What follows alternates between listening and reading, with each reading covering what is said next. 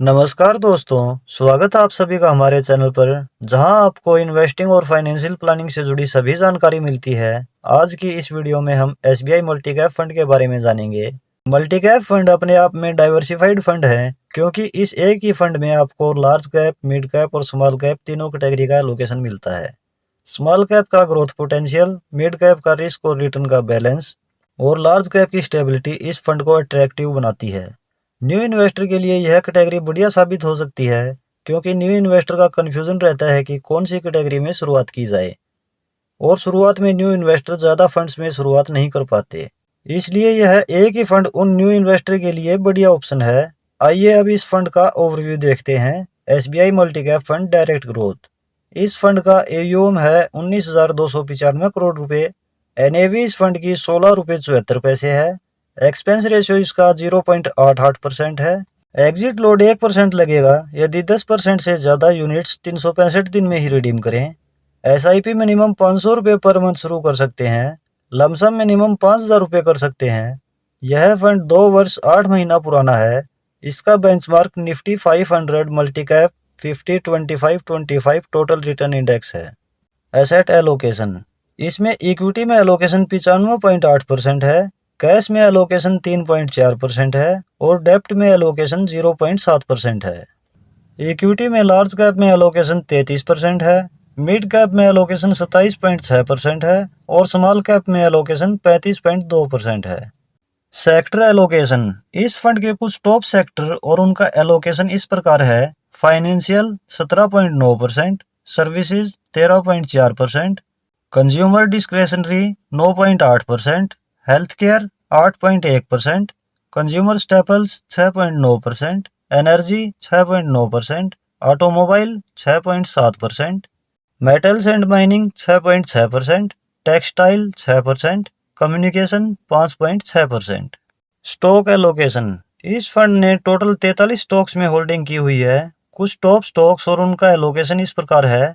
InterGlobe Aviation Limited 4.97%, ICICI Bank Limited 4.66%, TVS Motor Company Limited 4.57%, Bharti Airtel Limited 4.22%, Jubilant FoodWorks Limited 3.88%, Torrent Power Limited 3.65%, Divi's Laboratories Limited 3.59%, Muthoot Finance Limited 3.52%, Hindalco Industries Limited 3.42%, Blue Star Limited 3.23%। Past performance. पिछले 6 month की return है 14.09%, पिछले 1 वर्ष की return है 37.36%, इसकी overall annualise return है 21.31%। बहुत ज़्यादा पुराना फंड यह नहीं है, लेकिन फिर भी एसबीआई का भरोसा ही है कि लोगों ने इस फंड में ज़बरदस्त इन्वेस्टमेंट की हुई है।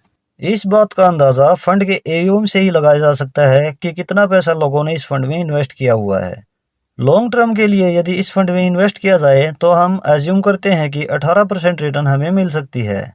हालांकि रिटर्न की कोई गारंटी नहीं होती कि इतनी ही मिले, रिटर्न इससे कम भी हो सकती है और रिटर्न हमें इससे ज़्यादा भी देखने को मिल सकती है। हम सिर्फ एग्जाम्पल के लिए 18% ले रहे हैं। अब हम कैलकुलेशन करते हैं कि यदि इस फंड में 2,000 रुपये पर मंथ एसआईपी शुरू की जाए या 2 लाख रुपये लमसम में इन्वेस्ट किया जाए तो 20 वर्ष में कितना अमाउंट हो सकता है। एसआईपी 2,000 रुपये पर मंथ, रिटर्न 18%, ड्यूरेशन 20 वर्ष।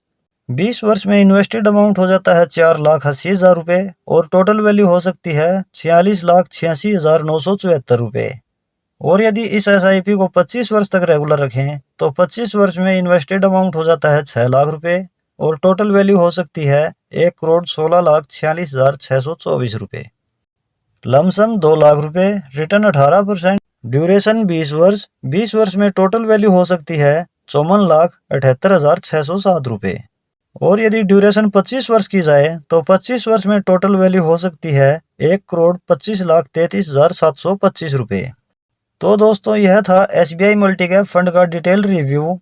वह न्यू इन्वेस्टर जो म्यूचुअल फंड में शुरुआत करना चाहते हैं और ज़्यादा फंड में निवेश नहीं करना चाहते, उनके लिए यह सिर्फ एक फंड बढ़िया ऑप्शन हो सकता है। तो इन्वेस्टमेंट शुरू करने से पहले अपनी तरफ से भी फंड की रिसर्च जरूर करें। इन्फॉर्मेशन आपको कैसी लगी कमेंट में ज़रूर बताएं। वीडियो पसंद आ रही है तो लाइक और शेयर ज़रूर करें। इन्वेस्टिंग से रिलेटेड आपका कोई सवाल या डाउट है तो आप कमेंट में बता सकते हैं। आपको हर संभव रिप्लाई कमेंट के माध्यम से मिल जाएगा, या जरूरी हुआ तो आपके उस टॉपिक से रिलेटेड वीडियो भी बना दी जाएगी। इन्वेस्टिंग और फाइनेंशियल प्लानिंग से रिलेटेड वीडियो चैनल पर रेगुलर में लाता रहता हूँ। आगे आने वाली वीडियोस आपसे मिस ना हो, इसलिए चैनल सब्सक्राइब जरूर कर लें। मिलते हैं नेक्स्ट वीडियो में किसी और टॉपिक के साथ। धन्यवाद।